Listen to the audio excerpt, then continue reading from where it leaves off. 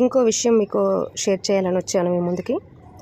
పిల్లలు దారి తప్పారని తప్పిన తర్వాత పడే కంటే పిల్లలు దారి తప్పకుండా తల్లిదండ్రులుగా చేయవలసినటువంటి కాపాడుకోవాల్సినటువంటి ముఖ్యమైనటువంటి కొంత వయసు అంటే కాల పరిమితి అనేది ఉందండి.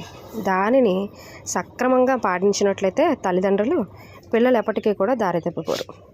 ఆ యొక్క ఏజ్ అనేది 8వ తరగతి నుంచి మరి 19 ఏళ్ళు అంటే 13 సంవత్సరాల నుంచి 19వ ఏట వరకు కూడా పిల్లల్ని చక్కగా క్రమ పద్ధతిలోనూ క్రమశిక్షణగాను ప్రతి విషయంలో ఫ్రెండ్లీ తత్వాన్ని మెయింటైన్ చేస్తూ మరి భయం ఉంచాల్సినటువంటి పద్ధతిలో భయం ఉంచుతూ ఎక్కువగా భయపెట్టారనుకోండి మీకు ఏ విషయాలు వాళ్ళు షేర్ చేయరు. ఎందుకనంటే ఒక ఫ్రెండ్లీ నేచర్ అనేది తల్లిదండ్రులకి పిల్లలకి మధ్యలో ఆ బౌండరీ అనేది ఏర్పాటు అయితే పిల్లలు దారి తప్పరండి. ప్రతి విషయాన్ని కూడా మీతో షేర్ చేసుకుంటూ ఉంటారు.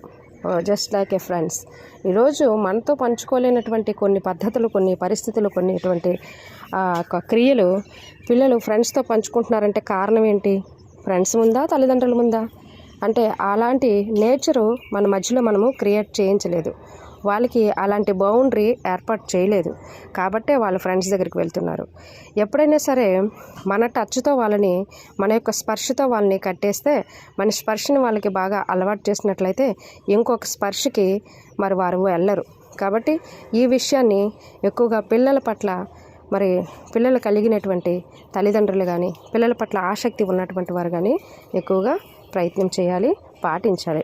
13వ ఏట నుంచి అలా అని చిన్ననాటి నుండి వదిలేయమని చెప్పట్లేదు. క్రమశిక్షణలో పెంచుకుంటూ ఫ్రెండ్లీ నేచర్ని కల్పిస్తూ మరి వాళ్ళు ఒక ఆశ ఉందనంటే అది అడగక ముందే దాని మీద ఉన్నటువంటి ఆలోచన కనుగొని చేసేవాడే తల్లిదండ్రులు కదా. కాబట్టి అంత జాగ్రత్తగా పెంచుకునేటప్పుడు అంత జాగ్రత్తగా వారి యొక్క యోగక్షేమాలను చూసుకుంటూ చేయి వదలకుండా కాపాడుకోవాల్సిన బాధ్యత తల్లిదండ్రులే. ఈరోజు పిల్లలు దారి తప్పారు అని అంటే మరి యవ్వనస్తులు దారి తప్పారంటే కారణం ఎవరు? పేరెంట్సే. నేను పేరెంట్స్నే అంట. ఎందుకోనంటే పేరెంట్స్ సక్రమంగా వారి యొక్క పాలన పోషణ చూసుకున్నట్లయితే, పాలన పోషణ చూసుకోవడమే కాదండి, వాళ్ళతో ఫ్రెండ్లీ నేచర్ అనేది క్రియేట్ చేసుకుంటూ ముందుకు నడవాలి. మన హడావుడిలో, మన బిజీ షెడ్యూల్లో పడిపోయి వాళ్ళని గాలికి వదిలేస్తే మరి దేవుడు నమ్మి ఇచ్చినటువంటి, మనల్ని నమ్మి మనకి పిల్లల్ని ఇచ్చారు. మనం కోరుకుంటే వాళ్ళు రావడం కాదు. ఒక కణాన్ని ఆశీర్వదించాలంటే అది దేవుని వశంలో ఉంటుంది. కణం ఆశీర్వదింపబడి ఒక పిండంగా ఏర్పడి నీ చేతిలోనికి వచ్చారంటే పిల్లల్ని పెంచుకునే స్థితిలో మనం ఉండాలి.